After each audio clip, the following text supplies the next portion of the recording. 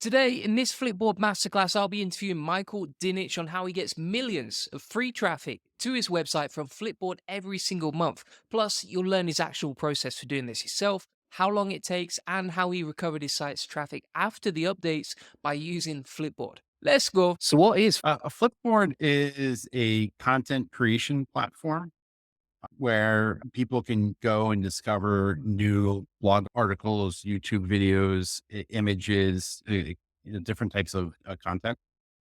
and how much traffic do you typically get from that per month, say? So we average anywhere from 500,000 to over 1 million page views a month from Flipboard. Pretty insane, isn't it? So, I assume, in fact, I saw this in your niche pursuits interview. The Flipboard is quite open to sending traffic to other bloggers. It's not like other algorithms where they're trying to keep all the traffic in one ecosystem. Yeah. It really is the only platform that I can really think of that's not hostile towards content creators.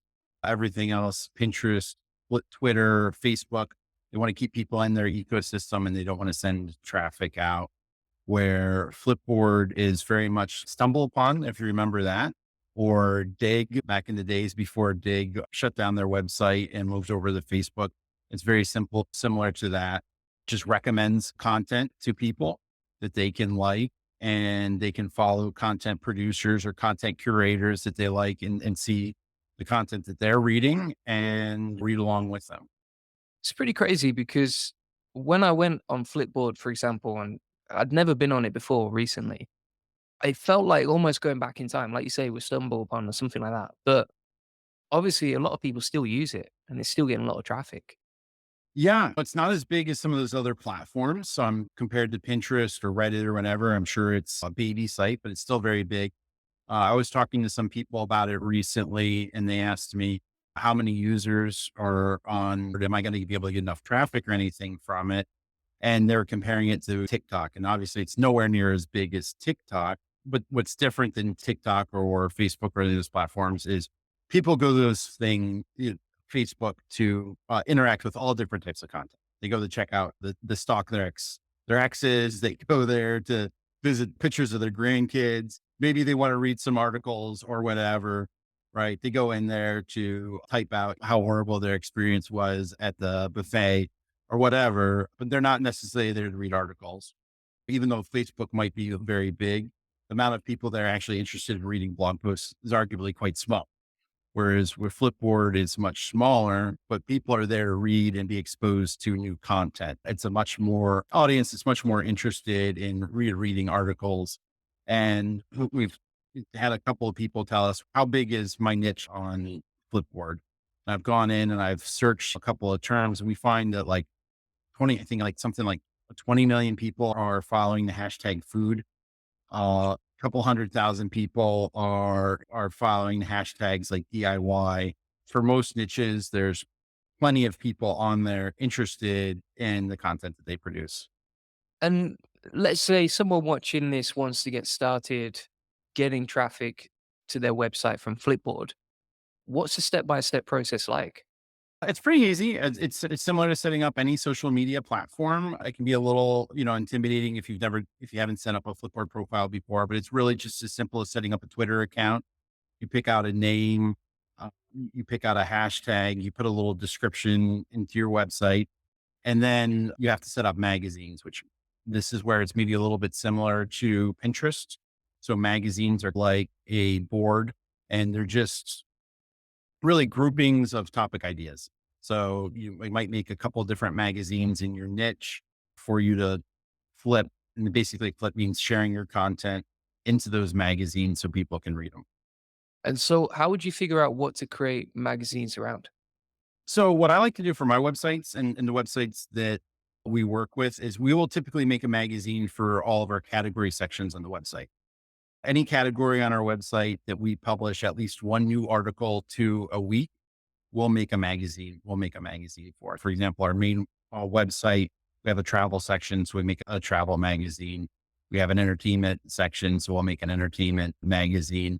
I like to keep the magazines really high level. I don't think you have to niche down super low with your magazines. And so Flipboard is very, if you're thinking of it from a marketing point of view, it's very top of funnel. So you want to attract the most amount of people as you possibly can to your profile that would be eventually have a portion of them be interested in your individual niche. So if you're like a niche website owner all about maintaining 1980s Toyotas, you might make a magazine that's just automobiles, and you attract people that are interested in automobiles to your website. You flip content related to automobiles, but then you also flip your content related to 1980s automobiles.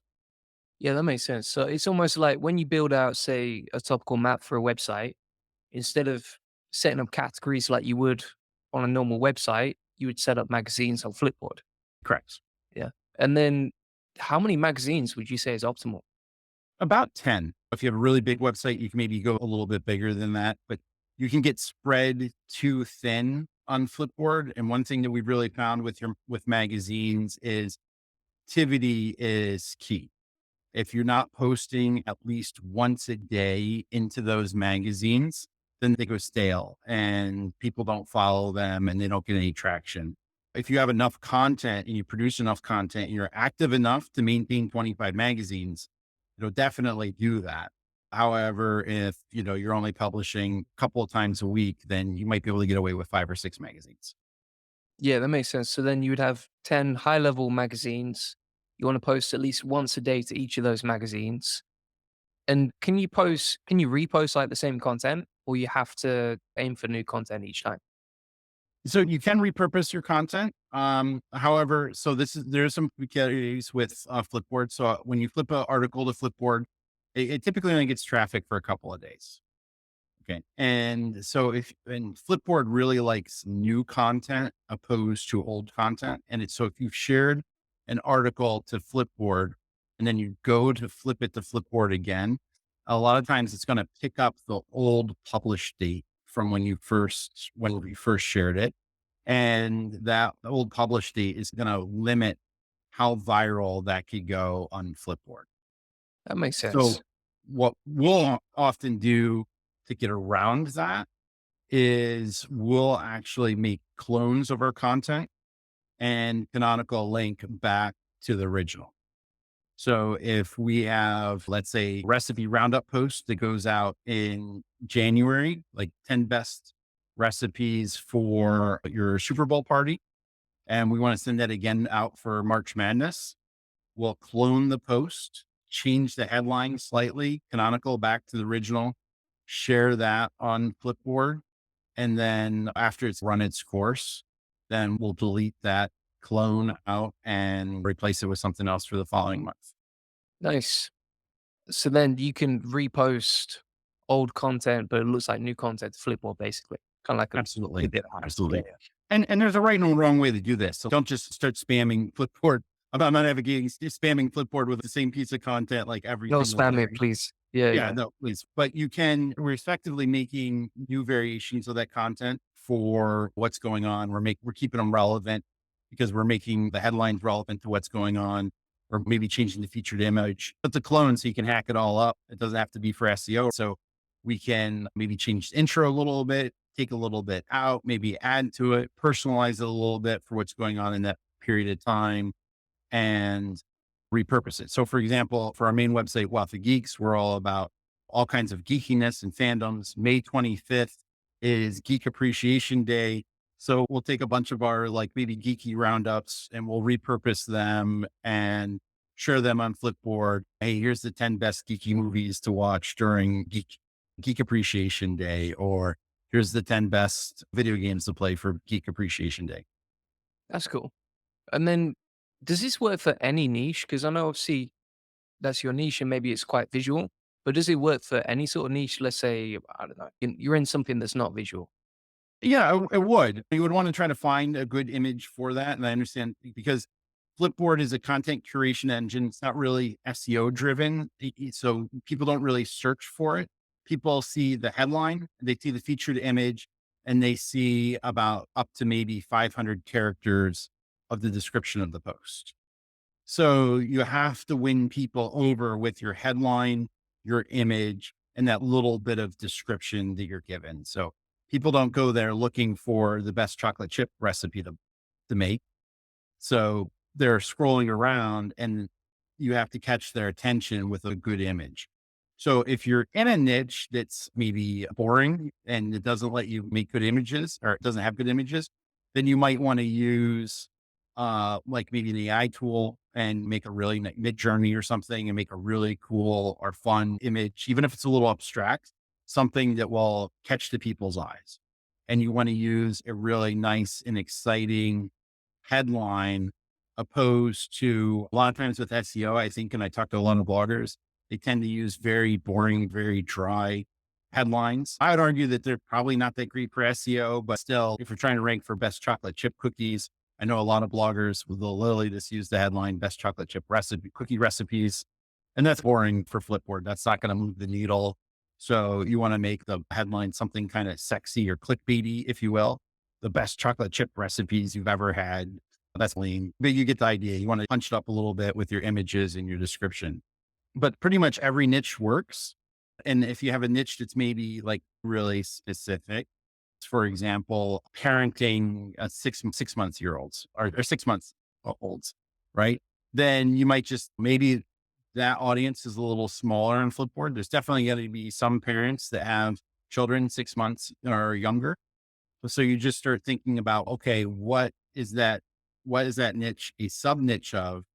And you might curate content on Flipboard related to parenting because you're trying to reach children of toddlers, and you go a little more higher top of funnel and then try to drive people back to your content. So it's basically like it's a little bit like YouTube, isn't it? Where you're just trying to win the click, and it's all about the title, the description, the click through rates, etc. Absolutely. Do you think that at this point, because it's quite easy to figure out a game plan, right? All right, 10 magazines, post once a day to each, optimize the title, description, and image, and do that daily. Do you think that it's quite easy to outsource the process as well? You must have done this with your own team. Yeah, absolutely. In fact, I don't manage my own Flipboard profile anymore. I actually taught my children how to do it. My son's 14 and my daughter's 16. And so they run a Flipboard empire. They run my Flipboard profile and they also run Flipboard profiles for a couple other blogging friends of mine that when I told them that I was paying my kids to do it, hey, can we pay your kids too? And I'm like, sure, why not? So they're That's running amazing. it for, yeah. So they're running it for a few people. So it can definitely not to be dismissive of my kids, but they're great kids, but they have school, they're teenagers, they have a lot going on in their lives and they can definitely fit this into their schedule and manage a couple of profiles. So it is something that most people can do. Just like anything though in blogging, it's easy to do, especially once you get a little bit of a hang of it, but you have to get engaged a little bit. And I think that's why it works is that you have to spend a little bit of time working on it and you can't be lazy with it. I see a lot of similarities with Flipboard, with Reddit. Back in the day, we used to use Reddit quite a bit to drive traffic back to our website. And I used to love Reddit because Reddit's anti-bloggers, very anti-blogging. And so that would keep away, I just looked at this opportunity that keeps away the lazy bloggers because I knew the lazy bloggers are not going to go in and answer 10 questions so that they can get that one opportunity where they can publish their one blog article. Most bloggers just want to hook up an RSS feed, push out their articles, and never give the platform any more thought to it. And I think with Flipboard in particular, Flipboard's all about building a community. And you want to share your own content, but you also want to share content of other people. And that's where it becomes a little bit of work. And that's where most bloggers and publishers and content marketers, creatives, whatever you want to call them, that's where most people struggle on Flipboard.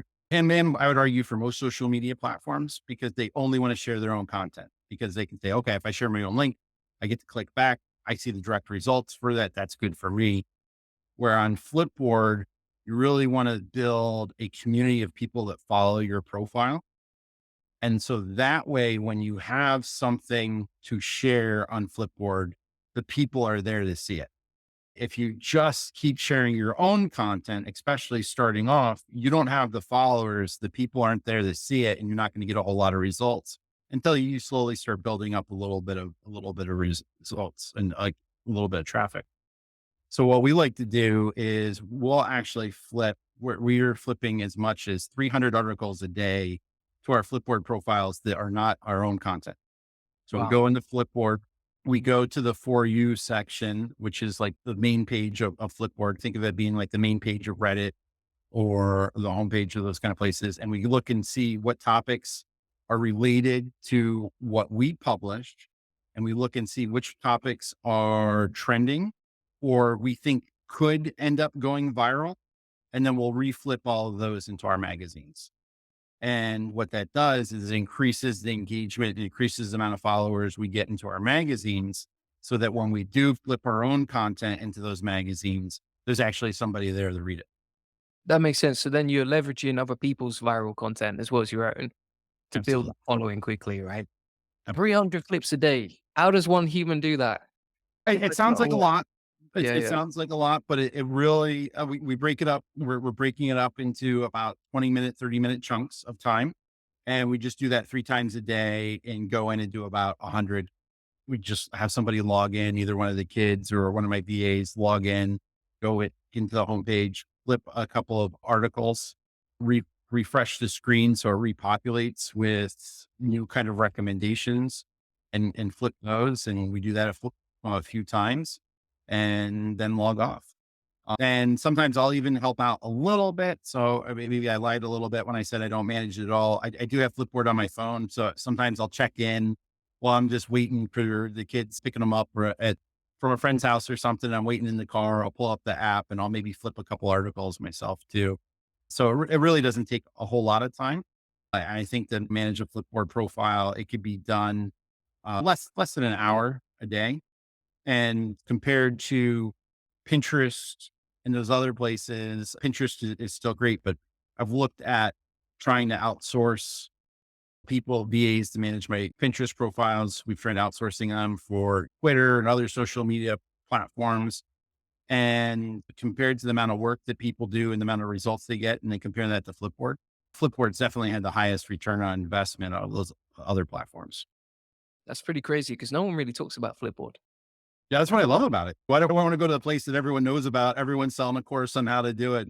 And I got to compete with, everybody else on it. I'd rather go to the thing. I guess I'm ruining it by telling everybody about it for myself, but I would rather go to the thing that like nobody's there. That's the blue ocean, right? I don't want to slug it out with everybody on Pinterest. I don't want to slug it out and try to figure out this Facebook nonsense that's, changing all the time. And then if you say the wrong thing, you get banned or whatever. I like Flipboard because nobody's talking about it. Like, and it's been around for a long time. It's not new. It's, I don't know, what, 14 some years old or whatever. It's been around a long time. I wish I knew about it. If I had a time machine, I would have been doing it years ago. I just stumbled upon it. Honestly, I heard some other publishers talking about it and they said, "Oh yeah, we hooked up our RSS feed to it." And I was like, "Oh, I guess I should do that too." And so I hooked up my RSS feed and we started getting a little bit of traffic month over month. It started growing. And then about 8 months ago, I started seeing there was getting enough traffic. They're like, "Oh, wow, maybe I should, look and see what this thing is really, is about." And so we went from in about less than 10 months from 200,000 page views a month on Flipboard to, over 1 million. Nice. Is there different levels of accounts? So, for example, you can be like a curator or a content creator, something like that. Yeah. So they had 3 levels. So they have like your basic level profile that everybody gets when they sign up. And then a publisher, which the publisher was the only thing that changed with being a publisher was it allowed you to connect your RSS feed. Recently, Flipboard has suspended taking applications for publishers. So they're not currently taking applications and publishers that are not publishing enough via RSS feed. There's actually reports that Flipboard is removing their publisher status. Flipboard really intended for publisher status to be big media companies, New York Times, New York Post, whatever. They were publishing multiple posts a day. They weren't really intending that for like small bloggers or content marketers or whatever, only publishing, at best a couple articles a week. So they've removed that option for now. They maybe bring it back, we don't know. And then they also offer a creator program, which is like an influencer that gives you like a verified check mark and it gets you some little extra perks. Like you can participate in some group magazines hosted by Flipboard. It's nice to have and it's worth applying for once you start getting active on Flipboard, but it's not necessary at all. Some of the biggest influencers on Flipboard, all they have is the very basic profile. And I think that there's actually a benefit to having the basic profile instead of the RSS feed, because when you can automate something, you tend to automate it, set it, forget it, and forget about it. And when you forget about it, it builds complacency. And then complacency typically generates a lack of results. I think it's worthwhile to spend a little bit of effort actually manually flipping the posts yourself into Flipboard. You can ensure that the headlines are working properly, the featured images are properly set up properly, that they're going into the right magazines that you want and everything. I think you'll actually end up being more successful with it. Yeah, that makes sense. So then in terms of the three-step blueprint, from what I've seen in the notes, is you want 10 magazines, post once a day to each with new content, win the click just like you would with YouTube. So, for example, optimizing the title, description, and image. And then the third step is sharing other people's content as well. And you can go to the trending for you page, do about 300 flips a day. Maybe you do that 100 a time, 20 minutes each time, 3 times a day, something like that. Absolutely. And I want to point out, like when I say one flip a day into your own magazines, that could be your own content. That would be better because that would get you more traffic. But if you don't have something to flip into your own magazines every single day, then just flip something of somebody else's. Think of whoever's in your niche that's maybe similar to you, or if you don't want to share their content because they're too direct of a competitor, think of somebody who's tangentially related to you that you don't perceive as a competitor and flip some of their content. But you definitely want to have activity in your magazines going on every day. How long does it typically take to get results? From what we've seen from working with other bloggers to help them increase it, it seems to take about 6 to 7 months. It's really weird. For the first 6 months, I don't know if it's just a fluke or if Flipboard actually has a little bit of a sandbox process or something, but it seems like everyone struggles for that first 6 months. And then right around the sixth to seventh month, their profiles just start taking off and going crazy. So I try to encourage people to at least take 6 or 7 months, commit to it. You might be able to speed that up a little bit by flipping more, posting more content and everything. But I think like some of it's just this time element. Like a pregnancy takes 9 months. You can't speed it up by assigning more ladies to it. So I think if you go into Flipboard and you just start flipping 1,000 articles a day on day one, thinking you're going to get to this 1 million page views in 1 week, I think there's probably something algorithmic there that probably will not allow that to happen. We just haven't seen people really just knock it out of the park in the first couple of days. It definitely takes a little bit of time. Do you think it's a good option for people who have been hit by the updates recently? For us, for our website, it's really saving our butts because of the update. We've basically we've grown our traffic on our websites enough that we've basically replaced our traffic that we're getting from Google. And we are trying to recover from the HCU with our main site. We have a couple websites that weren't hit with the HCU. But I'm looking at the writing on the wall here with the publishing industry and Google. I'm sitting there thinking, do we even, I don't want to be like a doomsayer by any means, but what's the future of Google? They want to replace us with AI. Search. They want to, and then what they don't replace us with AI, they want to replace us with Forbes. And then they want to replace us with all these other places. And so I'm sitting there thinking, do we really even need them? And that might be the irony. We spent all this time thinking that Google was the most permanent form of traffic and it was the highest tier, highest level of traffic. And Google's of all the places is probably the most hostile to small publishers. And, I'm looking at platforms like this and they're not hostile. They're not hostile to us. The Flipboard, the people that run Flipboard, I've actually talked about Flipboard on podcasts and everything. And the Flipboard management team has shared out the articles and they're like, yay, we're happy that we're replacing Google for you people. As a company, at least right now, they want to support publishers and they want to be supportive and they want to be the community. Whereas I think that a lot of these Google and everything, unfortunately, I think has a pretty poor view of us right now. This is definitely this and other social media platforms is where I'd be spending most of my time. All these things change though, right? At one point in time, Pinterest was influencers and everything out to work with them. And then they changed. Reddit at one point in time behaved differently than they did today. I think if you're going to drive traffic to your website from Flipboard or any of these sources, you really need to work on your process to bring those people then into your platform. So make sure that you're inviting these people when they come to your website from Flipboard, you're inviting them to join your email list. You're inviting them to sign up for push notifications. You're inviting them to follow you on other social media platforms, yeah, and really try to move them into platforms that you control, preferably email list first and then other social media platforms, afterwards. And what we found with the Flipboard traffic is it's good quality traffic.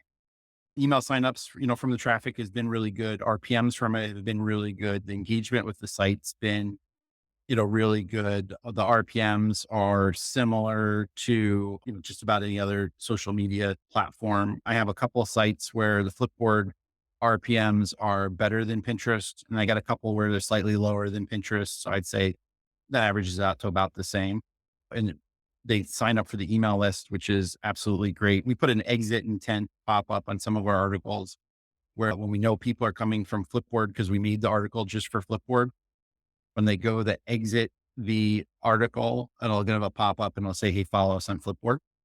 So we catch them from there. So you definitely want to try to move those people and make them a little more sticky in some way.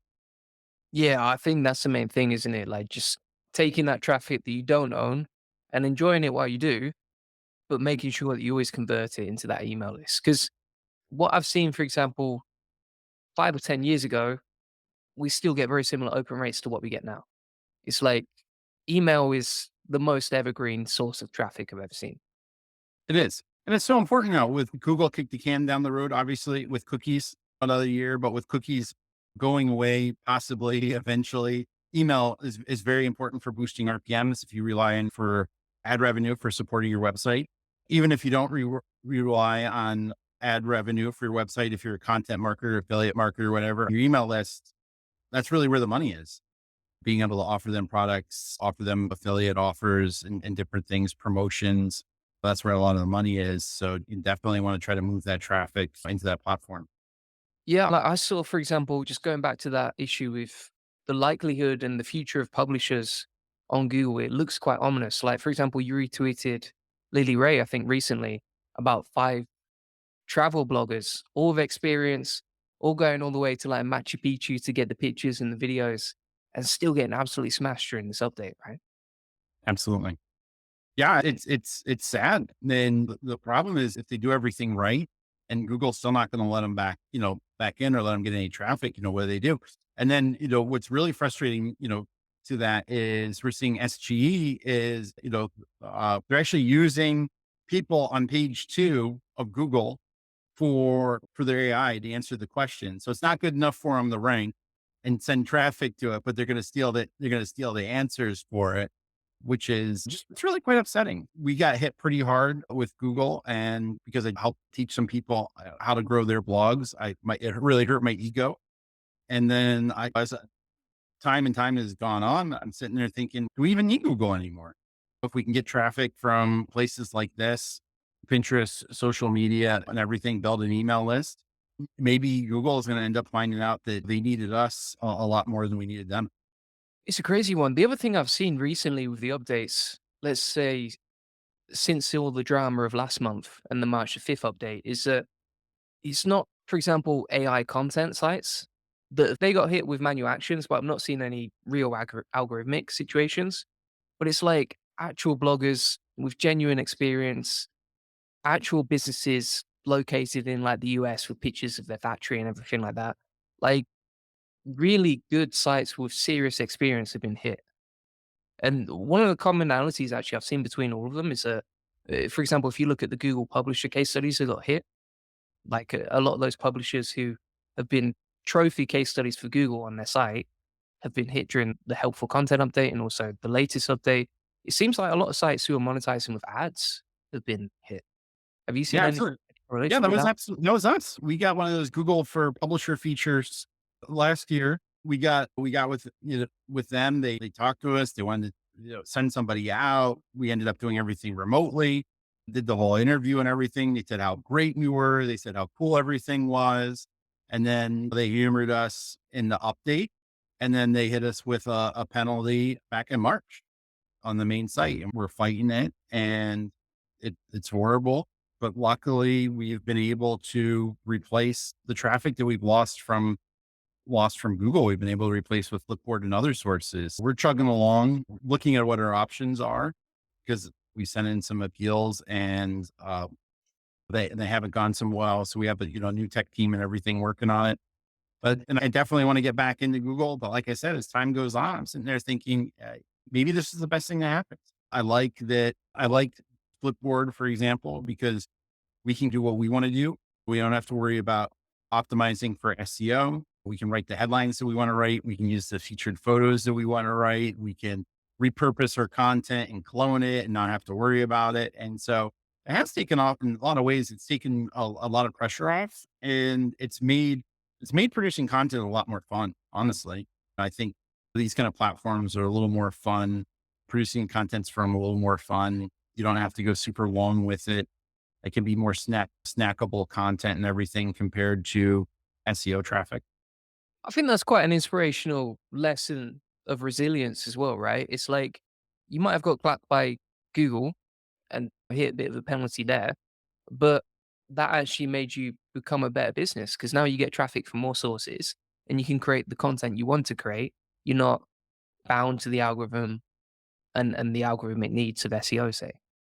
Yeah, absolutely. And I don't think that we were like over optimizing by any means for SEO, but our website's kind of weird because we've always been a place that wants to invite people to try and experience different things. So it's multi niche. And I'm sure we probably triggered something with the algorithm there with Google that didn't like the fact, I suspect, they didn't like the fact that we're in all these different niches and everything.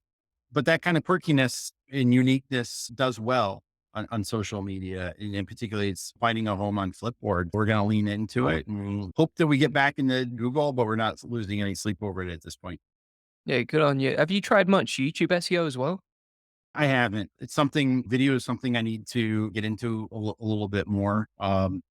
I'd like to find the right person for my team to do video. I don't particularly enjoy being on video. Appreciate you coming on today then. Oh yeah, you're welcome. I know that I feel like maybe I shouldn't be on video, but yeah, the videos are something I definitely want to, and I'd love to explore YouTube a little bit more. And I still think there's opportunity in TikTok. I haven't quite figured it out, but that is something I want to expand upon in the next couple of months. Yeah, both of these platforms are wide open, right? So, for Yeah. example, like YouTube, I created a new account, Julian Goldie Agency, December last year, I think it was. And that's already up to 1,200 subscribers with like That's just a few videos here and there. And then, for example, Kazra Dash, who's in the SEO space, he started a new account last year and he's already up to, I think, 4 or 5K subscribers, something like that, with minimal effort again. Posting regularly and consistently, but minimal effort. The other thing, this with TikTok, I never found it was good for getting traffic off the platform, honestly, but it's still wide open for getting views. Like a lot of the videos that I published last year got like 500,000 views, etc. None of my YouTube videos have ever hit anywhere near that level. But TikTok seems to be one of those places where you don't need a big account to get a lot of views at scale. awesome. And you can use those videos. You can share those on Flipboard. So we don't produce videos. So obviously we're not sharing those, but your YouTube, your TikToks, you can put those videos. It does quite well on Flipboard. That's cool. Yeah, it's something I'm testing at the minute, but I think we've been doing things the wrong way because right now we're using Flipboard and we're just posting our own content and we might do 3 or 5 posts a day to our YouTube videos. But again, I think we're using old content sometimes when we shouldn't be. And also we need to be curating more of other people's content to get a decent amount of traction. Plus, like you say, it's going to take 6 months. Yeah. And one tactic that I would recommend with Flipboard is like paint an avatar in your mind of what you think your readers or viewers or your intended audience is. And then think about what you know about them and then curate content that would appeal to them. So for example, Lowe's sponsors the home improvement store in the US. They sponsor a NASCAR. Why do they sponsor a NASCAR? They sponsor a NASCAR because they must have figured out at some point in time that a big chunk of people who shop at Lowe's like NASCAR, right?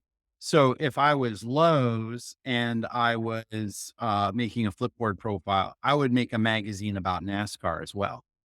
And I would curate content about NASCAR in that magazine, even though it's not related at all to home improvement. We know that Lowe's has figured out that some of their audience is interested in NASCAR.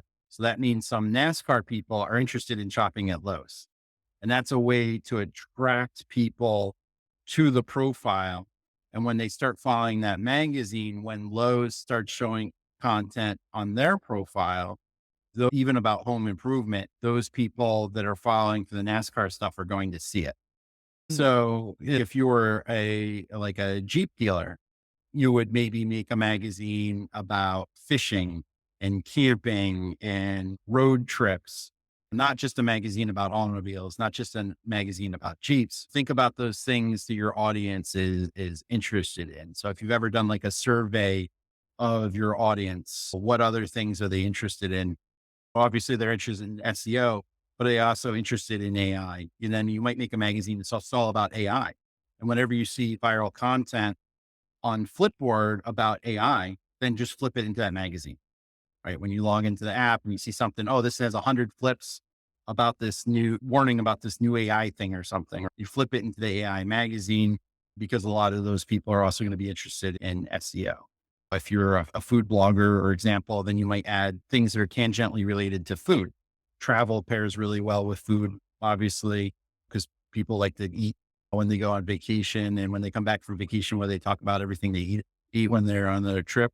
So you can do that. Health and fitness obviously correlates very well. If you know your audience is women, then you make a women's magazine, whatever about them, and then curate into those other magazines. Even though you might not only promote, you might not, never promote your own content in those magazines because you don't produce content about that. You still have those magazines so you can attract your people, your kind of tribe. You want them there. So when you have something that you want to promote of your own in the appropriate magazine, they're there to see it. That's cool. Yeah, that makes total sense. You're catering for the audience multiple ways, not just say from the lens of SEO. Makes sense to Absolutely. me. Who would you say are like some of the best account examples to learn from? I would follow the big publishers. So I would follow whoever the big kind of media publishers are in your niche, or the big media publishers that cover your niche. And I would follow them because they do it really well. So if you're in tech, then you might follow CNET, you might follow Tom's Hardware, you might follow, if you're in entertainment, you might follow Collider or Comic Book Raider, or whatever big publishers are in your niche. Follow them because they typically have the content that's going viral. Even Forbes, I hate to say it, Forbes does well. Flipboard, hey, you got to give them credit, man. They do, right? Everyone hates them right now because they're totally winning the Google game. Hey, hate the game, don't hate the player. They're doing it. They're doing it good. They're on Flipboard too, and they're kicking ass there as well. Follow the big people in your niche and see what they're doing. Oh, and if you want to Just be if you want to be really successful, make sure you give me a follow too, and you can see all the if stuff that I publish. yeah, definitely follow Michael as well. Yeah. Yeah, So absolutely. just on the topic of Forbes, what do you think is going to happen on May the 5th? Because obviously we've got the site reputation abuse update coming. I saw that Forbes have actually de-indexed some of the content on the site, for example, like the coupon subdirectory. I think it's going to be a really dramatic update. What do you reckon is going to happen? I get I'm becoming increasingly like more, I don't want to say paranoid or whatever, but unfortunately, a while ago, I saw this tweet where Mark Cuban was like complaining that somebody was abusing the Shark Tank name and was recommending this product. And he talked about how he called Google and told them to fix the issue. Right. So like Mark Cuban can literally call Google and say, and talk to somebody. When's the last time you called Google and they took your phone call? They won't even reply to my manual action request. Yeah. Right. Yeah. So I need to say it. So I think that I'm starting to think now that Forbes probably has a back phone into like the red phone that they can call in and be like, hey, let's call into Google, and Google will take their phone call. And I'd love to be proven wrong on this, but my guess is at that level, the high ups at Forbes probably talk with the high ups at Google, and whatever issue there is going to get resolved. And I think these big media sites, they're powerful. They do a lot of business. They're not just the number one sites that are ranking the best. They're also some of the biggest ad spenders out there. They're buying Forbes and those other companies. They're buying the ads and everything with Google. They're some of Google's biggest customers as well. I don't think that they're going to get treated this gaslighting experience that the small publishers have gotten from Google. I don't think that's going to. They're going to be. I wouldn't go and start shorting Forbes stock before May 5th, thinking that Google's going to move against them. I'd like to be proven wrong. Maybe they've gotten enough heat that something will happen, but I highly doubt it. What about sites like Outlook India? Someone has, they've already said they're going to manually clap someone. I'm just not sure who it's going to be. Yeah, they would be someone that I can see them making an example out of for sure. The parasite kind of spam. I don't even know anymore. It's gotten so it's just gotten so crazy. The spam in Google has gotten so horrible. And obviously I'm quite upset about this whole situation, but I was legitimately just trying to use Google a couple weeks ago as a user, I forget what I was trying to search, but it used to be like I could put in one variation of search terms and find basically what I wanted. And I had to go through and I bet you I had to rephrase it 10 or more times to figure out what I wanted. And even then, I really didn't get a great search experience. And a year ago, I think if I was looking for something, I could put in a search query and find something relatively relevant. First page, maybe top of second page, if it was something obscure I was looking for. But this last time, I didn't even end up finding what I wanted. And I know it's out there. So it was just a really bad experience. And I know that's just anecdotal, but I've seen a lot of people say similar things. My gut tells me that the Google search is getting noticeably worse. And that's typically the trajectory that these platforms usually take. They start out with good intentions and quite altruistic. Google didn't want to do any harm. It was just search results, right? Then they start adding new and new ways to make revenue. And then people start rejecting it and they start trying to optimize to make more money. And next thing, the thing goes away. So it is very possible that I don't think Google's going out of business tomorrow, but it's very possible that they end up losing some market share over this. People might start going to Bang, back to Bang. They might start going to DuckGo. They might go to some of these other alternatives. They might go to something that doesn't even exist yet. I know some people are trying to make credible AI search engines. I'm not sure how that'll work out, but it's going to be interesting. And that's really the thing. I think one thing this really taught us is we don't know anything for certain. And we don't know how much time that we have as publishers on any of these platforms. It seems like I used to love StumbleUpon way back when. And then for whatever reason, they decided to change that and StumbleUpon went away. So I think if you work in online business, I think it's really important that you take advantage of the opportunities when they're there.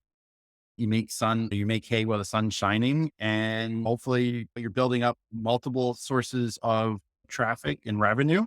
And hopefully you're saving some of it as well. So that way, if AI and everything renders us all completely out of work in X amount of years, we can hopefully retire and not have to worry about that. So jump on these opportunities, whether you're here, don't wait. Yeah, that's good advice. Appreciate that. Awesome. What's the best way for people to contact you? If they want to learn how to do Flipboard and see a real pro at work, they can follow my Flipboard profile, Wealthy Geeks. If anybody has any questions or just wants to DM me, they can DM me on social media. I'm pretty active on LinkedIn and Twitter at Michael Dinich or at Wealthy Geeks. If anyone wants to send me an email and just chat or collaborate, it's michael@yourmoneygeek.com. Awesome. All right. Thanks for being on. Oh, you're welcome. Thanks for having me. Cheers. So thanks so much for watching. If you want to contact Michael, I've left his links inside the description of this video. And if you want to get a free SEO strategy session about how to get more leads, traffic, and sales from SEO with a free link building acceleration session, you'll get an SEO domination plan. We'll answer your questions and you'll discover the best link building strategies for your website. Feel free to book that in. That is free and we will answer your questions directly on the call. Plus, if you want a free SEO course, links in the comments and description as well. That comes with 8 different traffic diversification modules showing you exactly how to get more traffic and make more money for your website. Thanks for watching. I appreciate it as always. Bye-bye.